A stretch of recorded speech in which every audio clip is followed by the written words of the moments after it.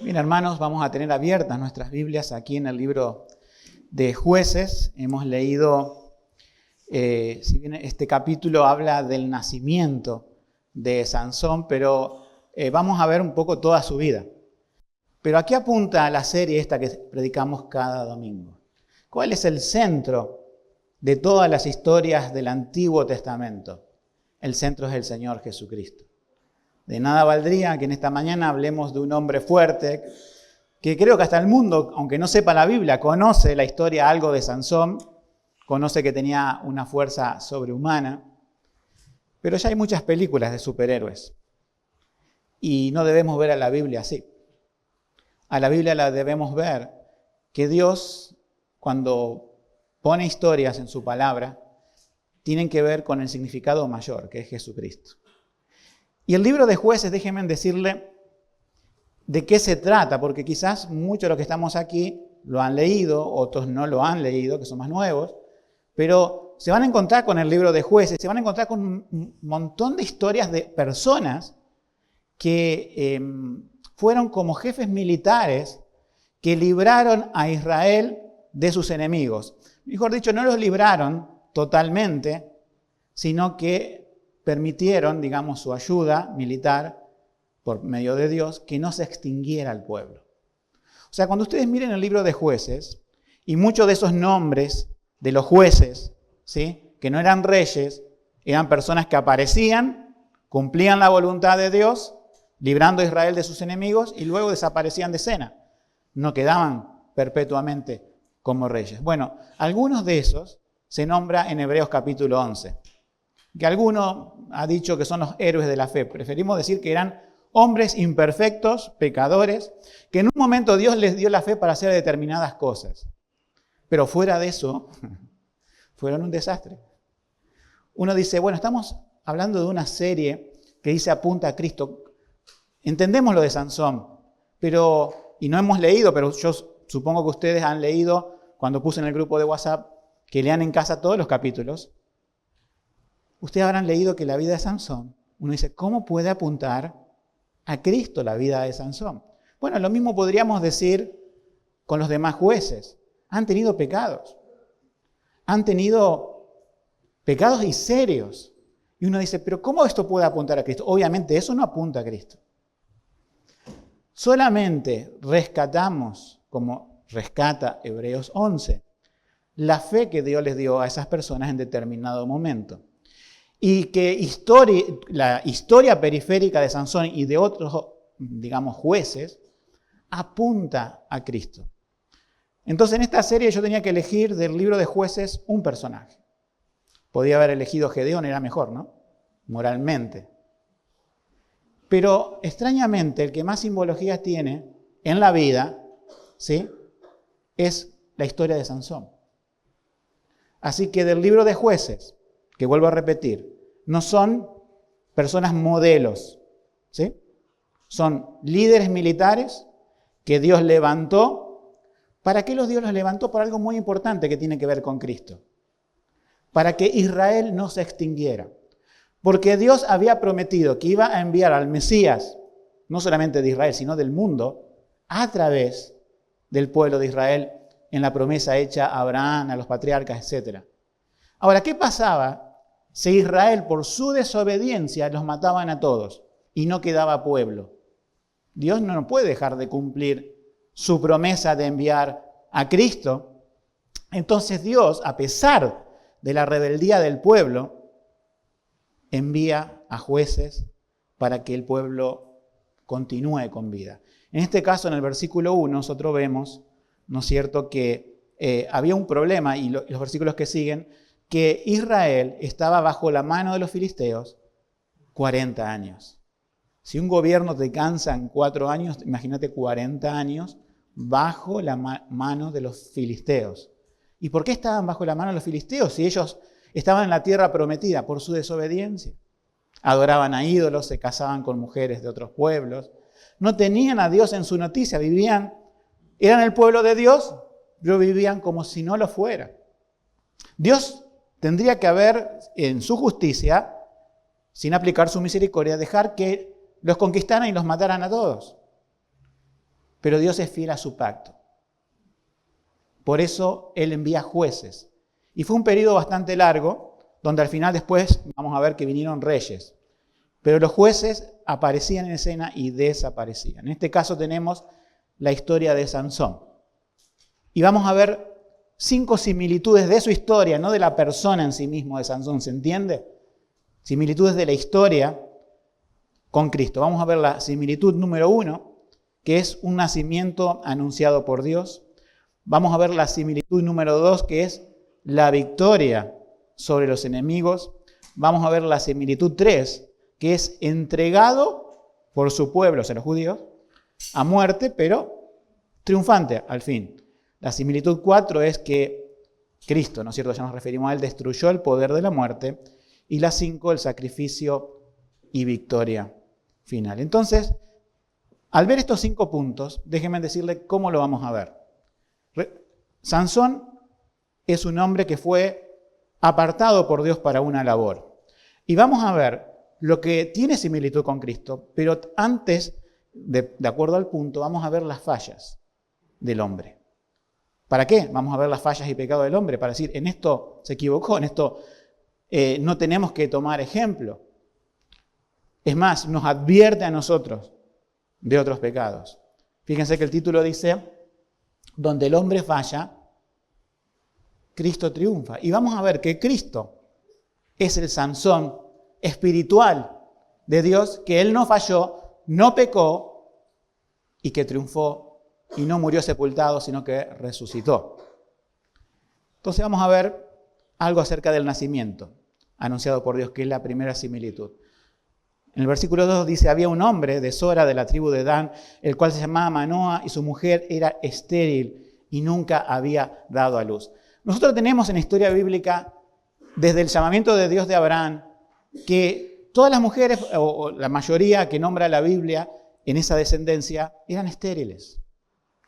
¿Y por qué? Uno dice, ¿por qué tenemos en la Biblia tantos ejemplos de mujeres estériles y que Dios hace un milagro de que puedan tener, ya sea porque era estéril o porque estaba en su vejez, pero Dios hace un milagro de nacimiento? Bueno, todas esas mujeres estériles y esos milagros de nacimiento apuntan desde el Antiguo Testamento a aquel milagro de aquel que iba a nacer en una virgen, que obviamente sin contacto de hombre es un milagro. Y ese es el milagro del nacimiento del Señor Jesucristo. Lo recordamos en Belén, la gente intenta a duras penas recordar lo que se llama Navidad, pero recuerden, cada vez que vemos la historia de una mujer estéril, esto tiene que ver con el significado mayor, el milagro mayor, el Hijo de Dios encarnado. Su parte humana no fue creada de la misma manera de un hombre y una mujer pecadora, sino que Dios escogió una mujer que, aunque era pecadora de naturaleza, que era María, Dios por medio de un milagro de su Espíritu Santo hace que Cristo cuando nazca es verdadero Dios y en la parte de verdadero hombre es santo.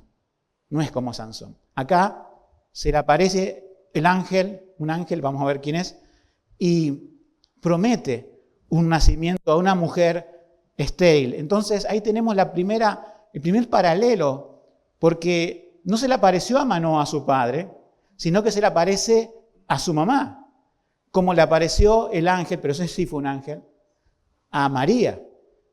Y dice, lo santo que de ti nacerá será llamado Hijo de Dios. Y le dice, se llamará su nombre Jesús, le dice el ángel a María en el Nuevo Testamento, porque Él que salvará a su pueblo de sus pecados.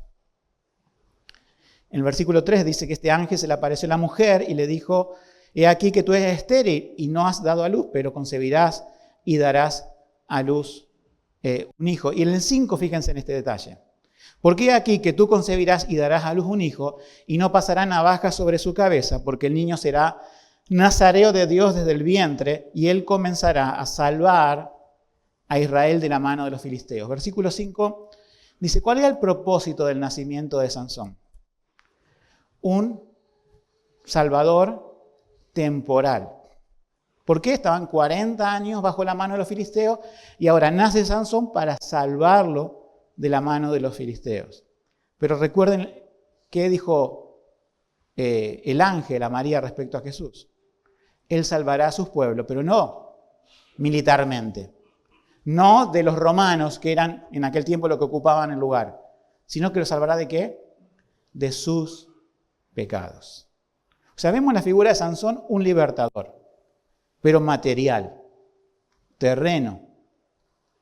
Aunque tenía un fin espiritual, preservar al pueblo de Israel. Pero vemos en Jesús un Salvador que es eterno. Y es por su pueblo, más allá de Israel, es su iglesia. Todos los que creen en Jesús, Él es el Salvador de su iglesia. Nosotros tenemos que este ángel no se presenta con nombre, no le dice de dónde viene. La mujer asustada le cuenta a su marido, pero ella sabía, intuía que ese no era una persona extranjera simplemente, sino era algo más. Y después, al igual que José, recuerdan ustedes que José no recibió al principio el anuncio, lo tuvo María. Y se enteró después, bueno, Manoa también se entera después. Y ahí el ángel de Jehová, y uno dice, ¿quién es este ángel de Jehová? Es el mismo Señor Jesucristo. Es lo que se llama en teología una cristofanía. Hay teofanías, que son luz, la zarza ardiendo, pero cristofanía es cuando Cristo se presenta con figura humana. Uno dice, ¿será la misma figura de cuando nació en el mundo? Posiblemente, no sabemos, pero se presenta como un hombre.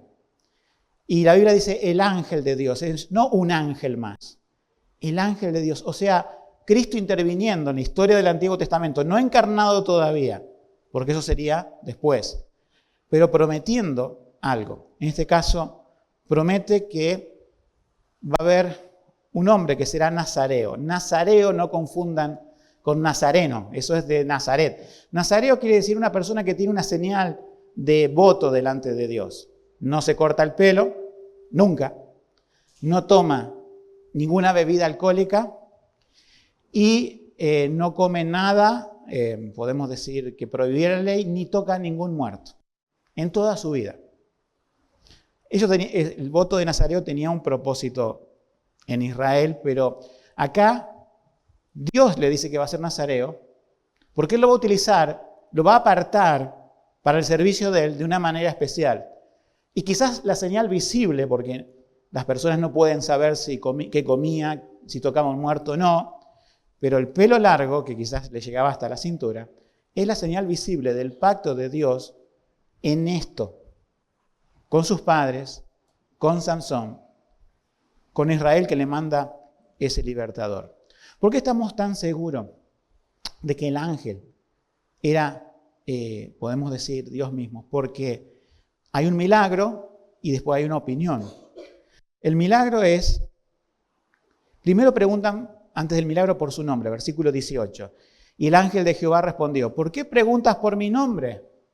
Recuerdan que hay otra historia también así que preguntaban por el nombre y él no contesta.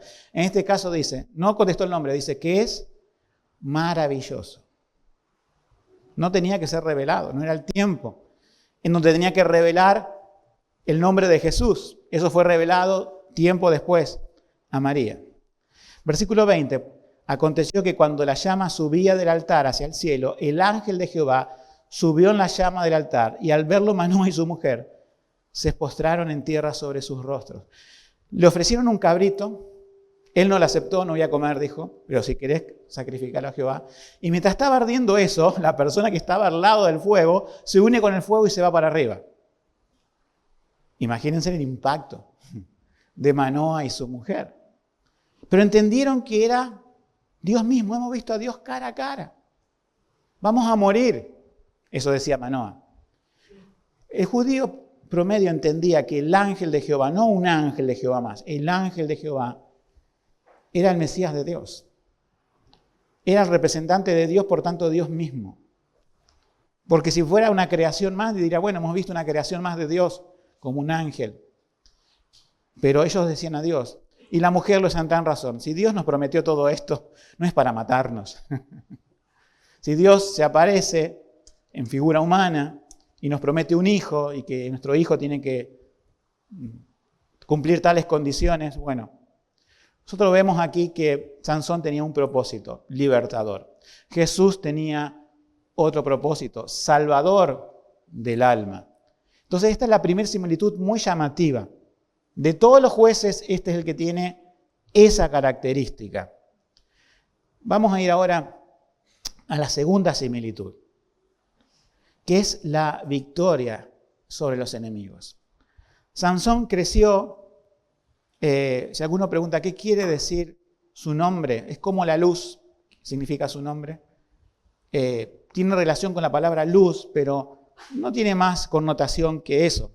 No quiere decir fuerte, no quiere decir, quizás como suponemos, algo relacionado a esa fuerza. Pero en este segundo punto, acá vemos primeramente lo malo. ¿Qué hizo de malo? Eso ya es el capítulo 14. Fíjense en lo que dijo a sus padres, que ya era crecido, ¿no? 14:2. Vean en sus Biblias. Y subió y lo declaró a su padre y a su madre diciendo: he visto en Tignat una mujer de los hijos de los filisteos. Ahora, pues tomádmela por mujer. Sus padres conocían la ley. Ya la ley de Moisés había sido dada. Ellos entraron a la tierra prometida con la ley. ¿Y qué prohibía la ley? Casarse con mujeres extranjeras. Casarse con una filistea. ¿Sí? Si bien Dios utiliza esto para sus propósitos salvadores de Israel, técnicamente es pecado. Técnicamente se une en yugo desigual. Hay una historia paralela a todo esto, ¿no? Para los creyentes. Es decir, ¿por qué? Siempre decimos, tengan cuidado. Tienen que buscar esposa o esposo, que va a ser primero novia o novio, dentro del pueblo del Señor. Porque la Biblia nos dice que unirse con un incrédulo, en este caso una adoradora de ídolos, es unirse en yugo desigual. Sansón era un representante del Dios de Israel, del verdadero Dios con mayúscula, y ella era una adoradora de los dioses con minúscula y todo su pueblo. Y era el pueblo que tenía subyugado a Israel. Entonces uno dice, bueno, pero quizás Sansón la va a convertir. Muchos comentaristas históricos dijeron esa tontería. No está en la Biblia. Y nos da algunas pautas de que esta mujer se debía a su lealtad no a su marido una vez que se casó, sino a las personas de los filisteos. Hay una historia donde Sansón mata a un león yendo, camino a lo de su esposa, futura esposa, mata al león como quien mata un cabrito. Salió un cachorro de león, o sea, con toda la juventud, no un león viejo. Estaba solo, se encontró en el camino, lo mató, lo despedazó y seguramente lo tiró fuera del camino. Al tiempo pasa y ve que ya del resto que queda del león, quizás la parte ósea, no sé, saca miel y se la va comiendo por el camino, se la da a sus padres, se la da a esta mujer. La cuestión es que se casó con ella en un yugo desigual. ¿Cuál fue la consecuencia que tuvo en eso? Bueno, que un día estaba en un banquete con sus amigos, eso lo vemos en el versículo 17, que le dijo este enigma acerca del león y la miel que había sacado, una adivinanza, un juego. Pero que no sé por qué Sansón se mete en esas cosas raras de decir aquel que adivine la adivinanza le va a regalar tantas mudas de vestidos que eran costosísimas en aquel tiempo. Y perdió Sansón. ¿Por qué? Porque en el versículo 17 dice, y ella lloró delante de él los 7 días que estuvieron ahí en el banquete, pero aconteció que al 7º día él se lo declaró porque lo constreñía, y ella lo declaró a los hijos de su pueblo. Y claro, dijeron, esta es la adivinanza, pagame. Se enojó mucho Sansón por eso, por la traición de su esposa. Pero fíjense, acá una pauta de Sansón de lo malo. Era un hombre fuerte por fuera, pero débil por dentro. Lo podía manipular siempre las mujeres. En este caso, su primera esposa, después no tuvo esposa, pero fueron otras mujeres. Y siempre lo manipularon. O sea, la fortaleza de él era para hacer militarmente algo. Por dentro, Sansón no era un gigante, no era el hombre fuerte, era una persona fácil de manipular, débil, insegura, que cedía ante la presión, que seguía a esa gotera continua, que era la esposa, que decía todos los días, 7 días, decime el misterio, decime el misterio. ¿Por qué? Porque ella se lo iba a declarar a los filisteos que estaban invitados al banquete, y ellos le habían amenazado diciendo, si no te vamos a quemar la casa tuya y la de tu padre. Él se los contó, se enojó, se fue, y acá hay una cuestión grave para su vida porque pensaron, la familia, especialmente el padre de esta mujer, que la repudió y se fue. Versículo 20 del capítulo 14. Y la mujer de Sansón fue dada a su compañero, que antes había sido su amigo, o sea, su mejor amigo. Pasa una novela, ¿no? ¿Y cómo termina todo esto? Toma una mujer donde no tenía que tomarla. Termina en una especie de divorcio no consentido porque él se fue y pensaba que después iba a volver, iba a traer un cabrito, como dice la historia después, iba a solucionar todo, iba a estar todo bien. Cuando viene él, el padre le dice, no, ya se la di a otro. Se enojó, pero tenían razón. Te doy a mi hija menor, no la quiero. Él por lo menos se acordó de la ley que no podía hacer eso. Por lo menos se acordó Sansón, es la única tilde verde ahí. Pero aquí fue lo que usó Dios, que él empezó ahora a luchar contra los filisteos. Quizás no de una visión escatológica, una visión del Mesías, pero sino de una venganza personal. Al fin y al cabo, Dios le dio una fuerza descomunal para empezar a vencer a los filisteos.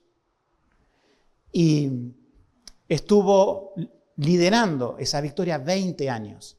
Recuerdan, 40 años bajo los filisteos, ahora es la administración de Sansón. Un hombre imperfecto, un hombre cabeza dura, un hombre manipulado, pero 20 años él refrena a los filisteos de Israel. Pero vamos a lo destacable, esto del león. Él mató al león como se mata a cualquier animal. No es para decir, uy, qué fuerte era Sansón. Si nos vamos a casa con eso, bueno, no hemos comido nada de la palabra de Dios. Y haya miel en el mismo león que mató. Nosotros tenemos en la palabra de Dios que la Biblia identifica a un ser espiritual como el león rugiente que anda buscando a quien devorar. Ahora, ese león está vencido. Ese león, por más que esté suelto hoy, está vencido porque fue vencido en la cruz. ¿De quién estamos hablando? De Satanás. En el tiempo de la Reforma, los comentaristas identificaban este hecho con esta alegoría de que Sansón mató al león y de él sacó miel. Jesús venció a Satanás en la cruz. Ese Satanás que le ofreció los reinos del mundo, pero él no accedió. Él no accedió a la tentación de este tentador, que es el diablo. Jesús veía a Satanás bajar como un rayo antes de ir a la cruz para hacer todo lo posible para evitar la redención hecha en la cruz del Calvario. Satanás se opuso hasta el último momento para que Jesús no muriera en la cruz de la manera que su Padre quería que muriera, pero fue vencido. Porque Jesucristo, en su debilidad, fíjense, no es que lo despedazó, pero en la cruz espiritualmente sí lo hizo. Lo despedazó como un cabrito. Y esa es la dulce victoria de nuestro Salvador, que tenemos, que mató al león que estaba en contra de la humanidad, que lo hizo caer a Adán y Eva en el Edén, que estuvo siempre en contra y sigue estando en contra hasta que Dios lo encierre en una prisión por siempre, para nunca más salir de allí. Pero ese león está vencido. No como Sansón, que venció a un león con su fuerza, Cristo lo venció con su santidad y fuerza espiritual como Hijo de Dios y como Redentor de nosotros. Él cerró también la boca del león. Sabemos que en la cruz del Calvario, ¿sí? Este hecho de Jesucristo de vencer a Satanás es muy distinto a lo que piensan algunos hoy. Esto lo he dicho en otra oportunidad, pero lo repito. Se ve en internet una imagen blasfema, totalmente herética, totalmente que parte de la ignorancia a veces de las personas evangélicas de nuestro tiempo, porque lo que lo comparte son evangélicos, no son otros.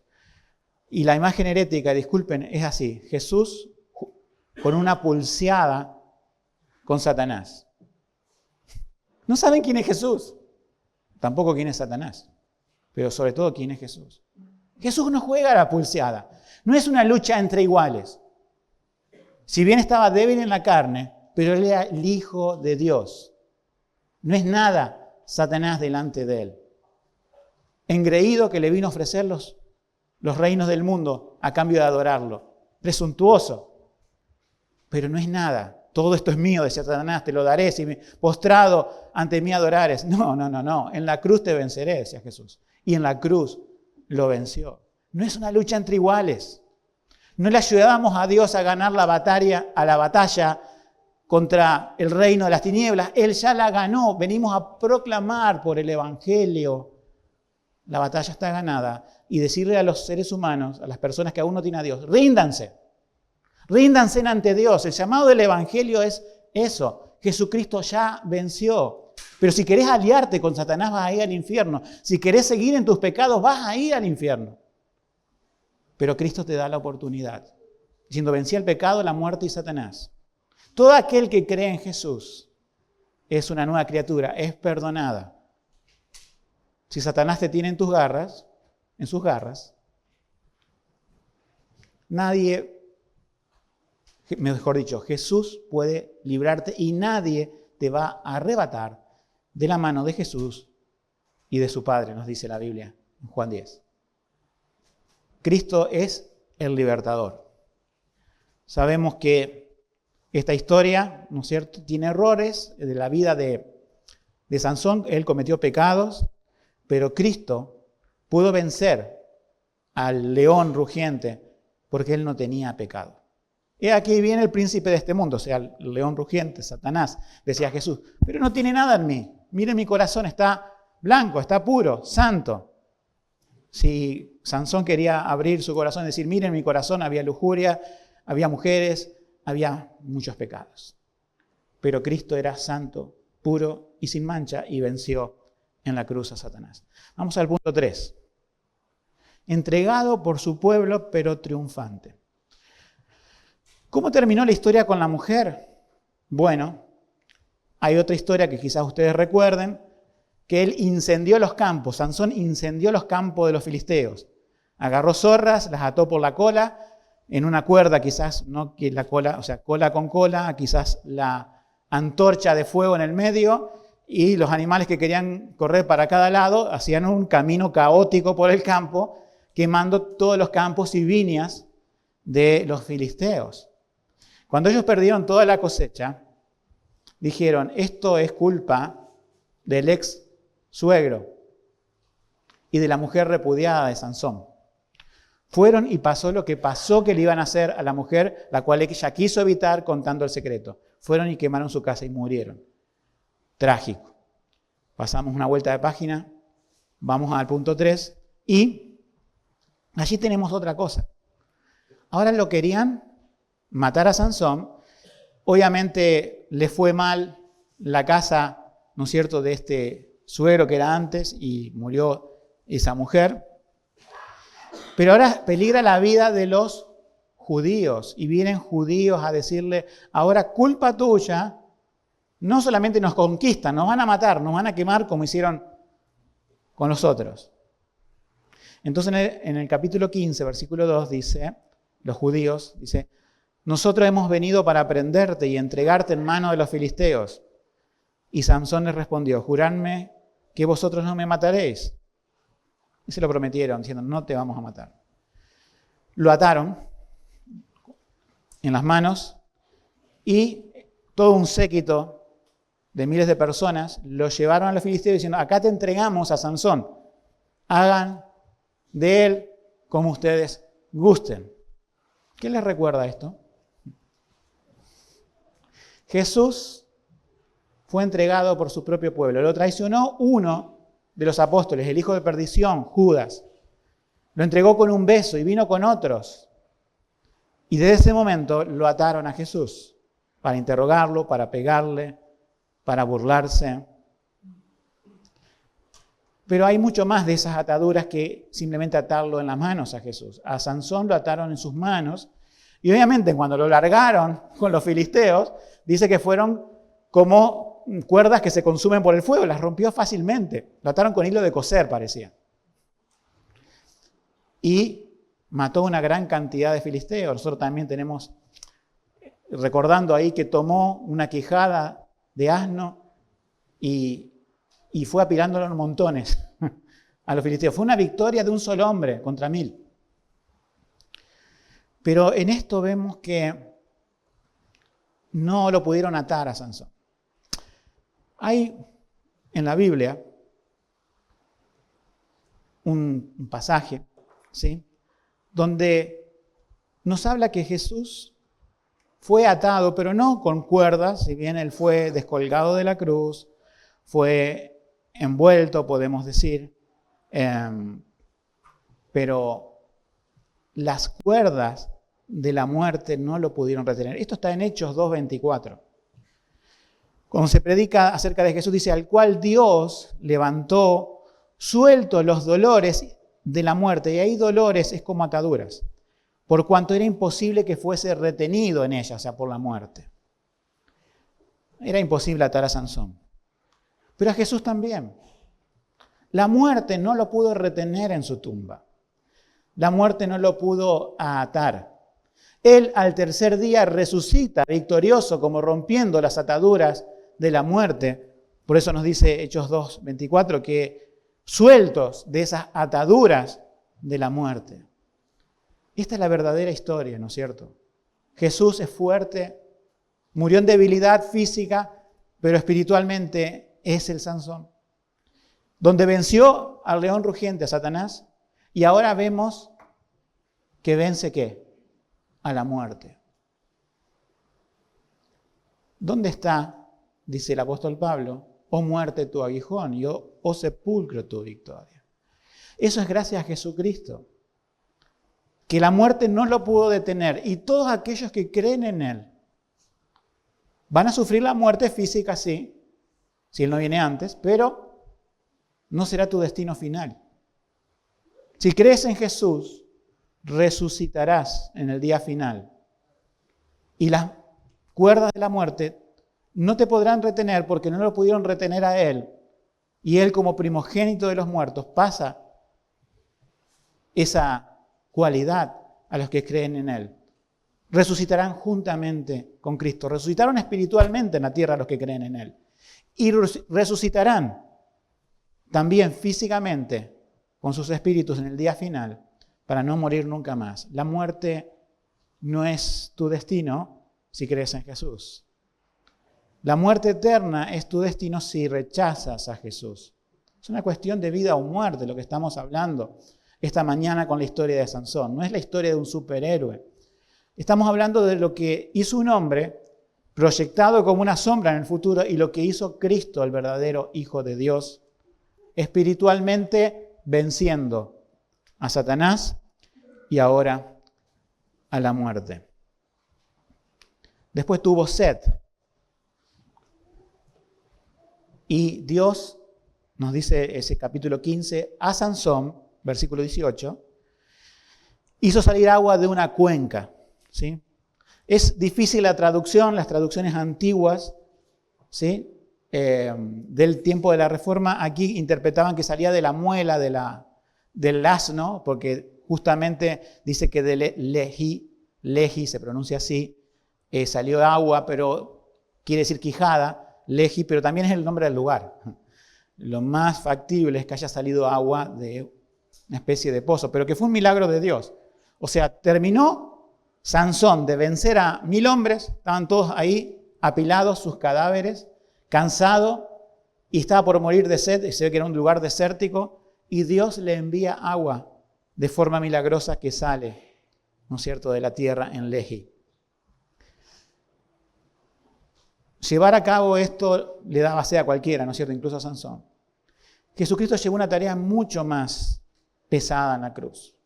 Él no tuvo que luchar con 1000 hombres. Él llevó el pecado de su pueblo. Dios cargó en él, nos dice Isaías 53, el pecado de todos nosotros. En la cruz Jesucristo también tuvo sed. La lucha, la agonía, no solamente de los clavos, o la corona de espinas, o los golpes, sino la intensa lucha contra el pecado que venció al final. Venció a Satanás, la muerte y el pecado. En su sed le dieron a beber vinagre. Y después de eso dijo, consumado es, y expiró, terminó la obra de la salvación. La historia sigue. Vamos al cuarto punto. Destruyó el poder de la muerte, Jesús, ¿no es cierto? Ahora, lo malo de Sansón, capítulo 16, versículo 1. Y fue Sansón a Gaza y vio allí una mujer ramera y se llegó a ella. Obviamente esto no tiene nada que ver con Cristo, ¿verdad? Es un hombre pecador, con un mal matrimonio que terminó con una especie de repudio y viudez al mismo tiempo. Y ahora se allega a una mujer ramera. Esa parte de la ley la quebrantó, ¿no es cierto? No guardó otras, pero esa la quebrantó. Y a pesar de esos pecados, Dios le sigue dando fuerza, pero va a haber un momento en que Dios se va a apartar de él. En el versículo 3 nos dice, ¿qué hizo en esa ciudad? Mas Sansón durmió hasta la medianoche, y a la medianoche se levantó y tomando las puertas de la ciudad, con sus 2 pilares y su cerrojo, se las echó al hombro y subió con ellas a la cumbre del monte que está delante de Hebrón. Puertas que pesan posiblemente 1 tonelada cada una.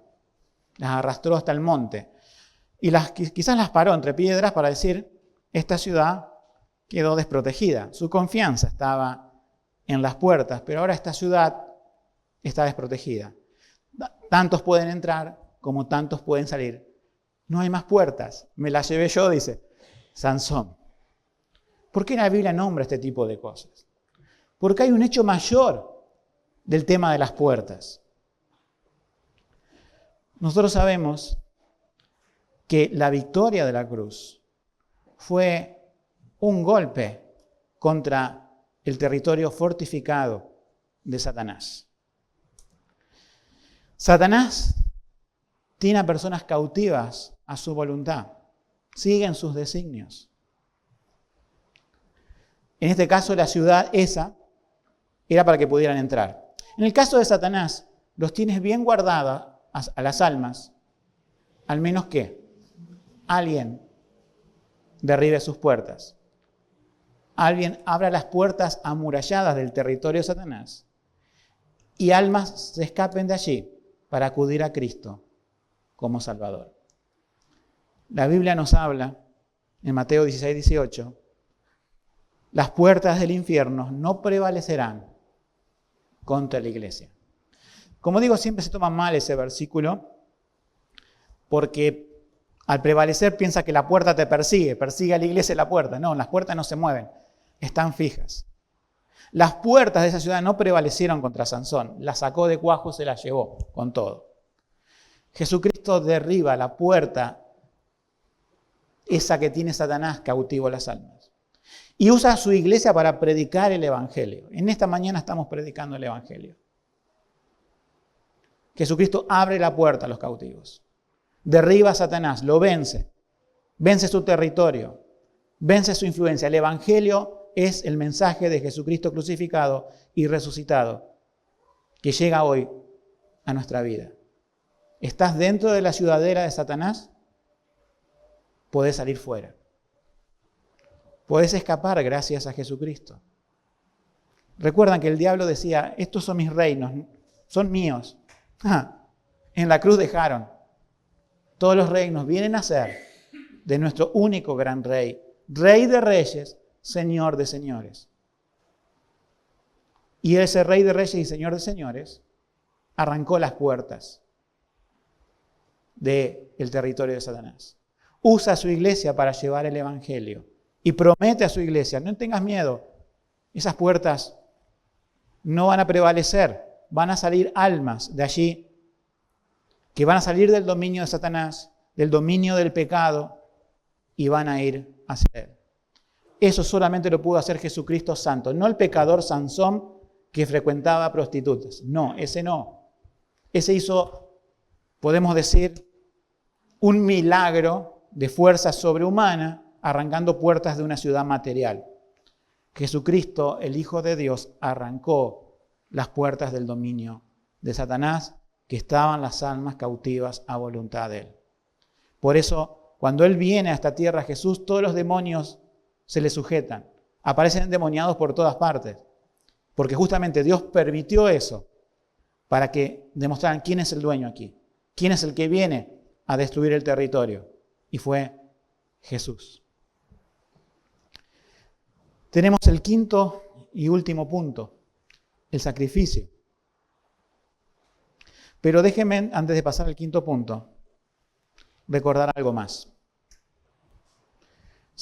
Sansón se llevó esas puertas a cuestas y las puso en un monte. Jesús no podía cargar una cruz de madera en las calles de Jerusalén, que lo tuvo que ayudar Simón de Cirene, ¿recuerdan? Débil en lo humano. Pero él se llevó esa cruz con ayuda, pero se la llevó al monte Calvario. Sansón quería exhibir las puertas diciendo: triunfé sobre la ciudad, miren lo que puedo hacer. Jesús exhibió a los principados y potestades su victoria sobre el pecado. En la cruz del Calvario, él se echó las puertas sobre sí y venció al pecado, a la muerte y a Satanás. En Oseas 13:14, versículo del Antiguo Testamento, dice: de la mano del sepulcro los redimiré, los libraré de la muerte. Oh muerte, yo seré tu muerte, seré tu destrucción, oh sepulcro.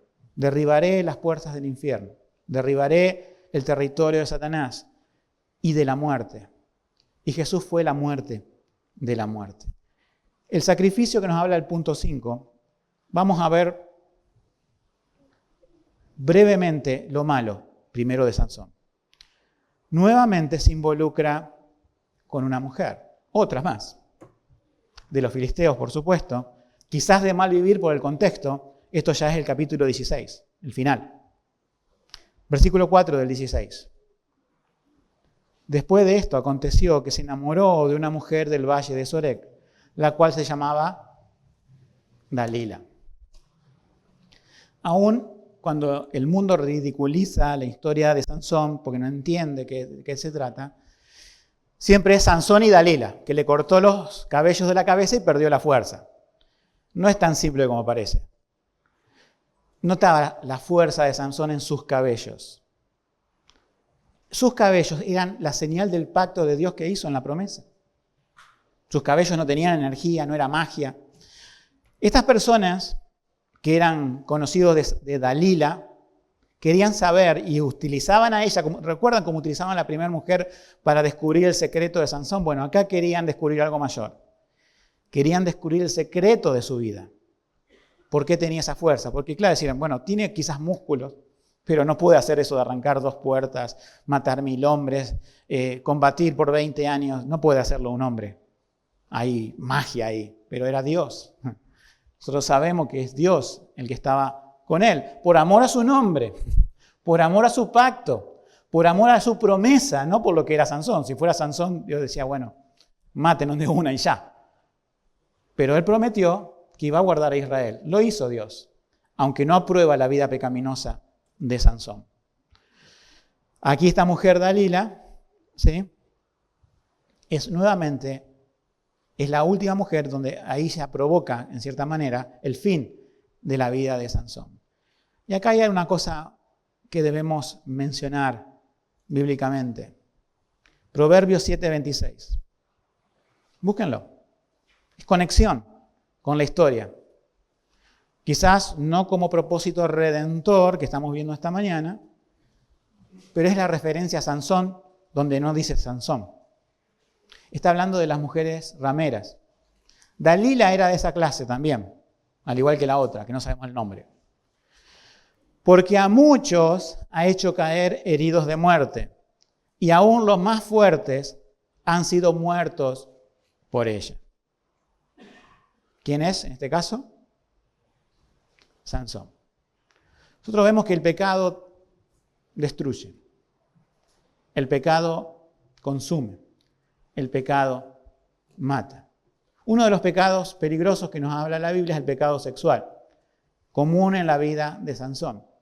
Y es la lucha de todo ser humano. Ahora, cuando Cristo te redime, tenés que hacer uso de esas herramientas. Y déjenme decirte que esto no solamente para los hombres, si bien la Biblia trata de historias de hombres, ¿sí?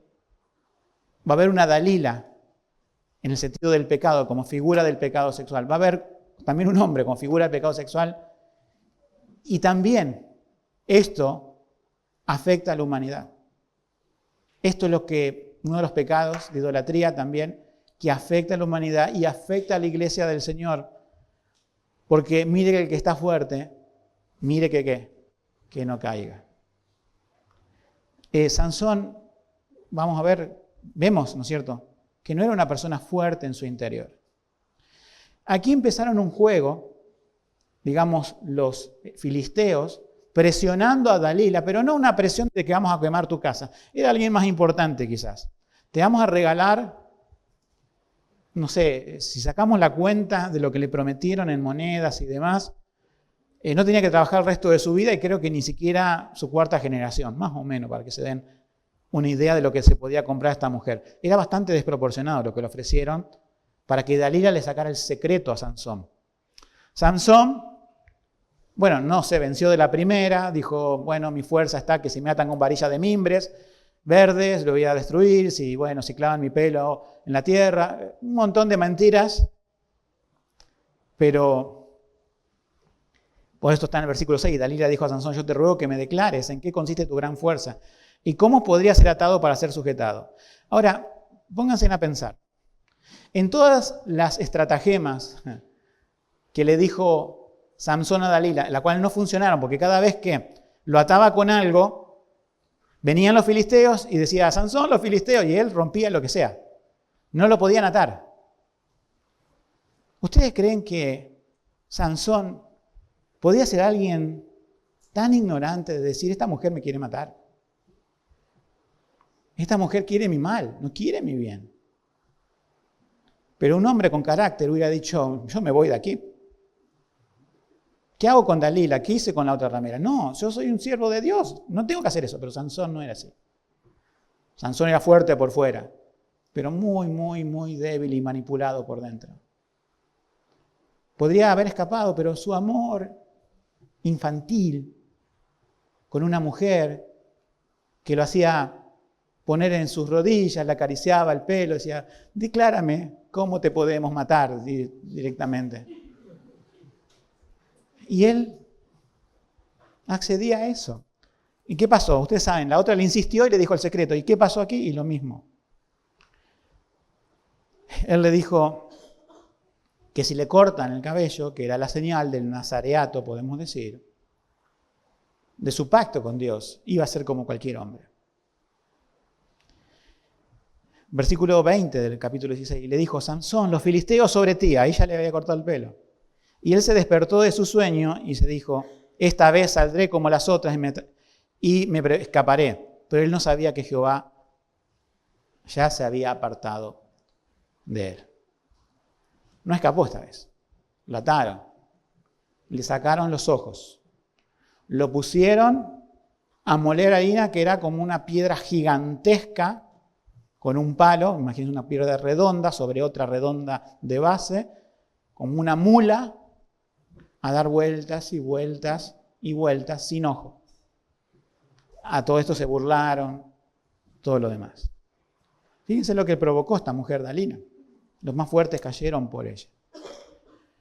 Ahora, lo extraño es esto. Dice, a pesar de no tener el pelo, que era, como digo, no era nada mágico el pelo, sino era símbolo de lo que Dios había dicho por Cristo, el ángel. No pasará navaja sobre tu cabeza. Pensaba que Dios estaba con él. Pero él no sabía que Jehová ya se había apartado de él. Una cuestión práctica. Dios prometió no apartarse de nosotros. he aquí estoy con vosotros hasta el fin. Pacto incondicional con nosotros, los creyentes. Pero sí es una realidad, hermano, hermana, que el pecado te saca fuerzas espirituales. ¿Por qué no podemos, hombres, liderar nuestro hogar como tiene que ser? Perdemos nuestras fuerzas espirituales. ¿Por qué, mujer, no te puedes ocupar y liderar a tus hijos? Pierdes fuerzas espirituales. Porque hay conflictos. Pierdes fuerzas espirituales. ¿Por qué no puedes servir en la iglesia que nunca tienes tiempo? Pierdes fuerzas espirituales. Podemos nombrar todas las cuestiones de perder fuerzas espirituales y siempre vamos a caer en un solo punto. El pecado, que puede ser de cualquier clase, pero pecado al fin. El pecado se prende de tu vida y te saca fuerzas espirituales. Y muchas veces te crees que podés hacer cosas porque Dios está de tu lado, pero estás tan débil que las haces mal o no las haces. Es grave esta situación de Sansón. ¿Cómo podía él pensar que podía escapar si ya no tenía más pelo? Habrá dicho así, ¿no? No tenía más pelo. Pero bueno, Dios está conmigo a pesar de todo. No, Dios no está con nosotros a pesar de nuestro pecado. No nos abandona como para irnos al infierno, pero no es la comunión con Él. Por eso esos versículos nos hablan de la comunión con Dios. ¿Sí? Continuamente las dalilas, el pecado, el mundo, Satanás quiere cortarnos el pelo, podemos decir. Las fuerzas espirituales, para no servir a Dios. Acá a Sansón le costó sus 2 ojos, le costó ser escarnecido. Otra cosa, Sansón, al pensar así, nos habla de su orgullo y autosuficiencia, diciendo, yo soy Sansón, no tengo pelo, no tengo el pacto de Dios, pero Dios está obligado a bendecirme. No, Dios cumple su pacto. Y déjame decirle esto, si Dios nos va a salvar a nosotros porque cumple su pacto, no lo merecemos. No hacemos mérito para salvación, ni antes ni después. Por eso, como hoy se habló en el catecismo, servimos por gratitud al Señor.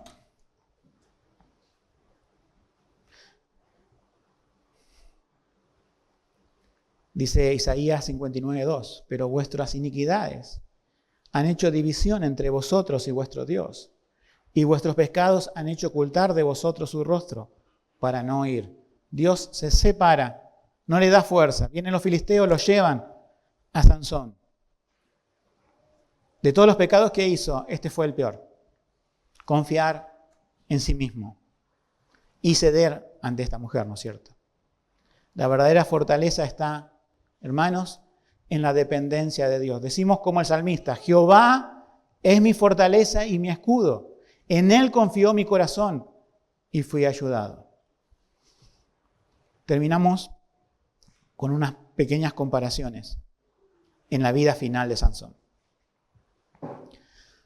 Un día estaban reunidos los filisteos en una gran construcción, templo idólatra, con terraza. Cabían miles de personas. Y una vez que estaban allí en esa fiesta y habían tomado lo suficiente, decía, bueno, necesitamos un payaso. Y mandaron a buscarlo a Sansón, el que no tenía ojos. Y seguramente ese hombre fuerte que antes mataba a miles, ahora era empujado de aquí para allá, le tiraban cosas y fue humillado por quizás varias horas en esa fiesta pagana. Nadie se percató que su pelo había crecido y la señal de Dios estaba sobre él. Pero no era su pelo esta vez. Él tuvo que hacer algo diciendo, tengo pelo, ahora sí. No. Tuvo que hacer una oración, no una oración del pecador en la cual no creemos. ¿No?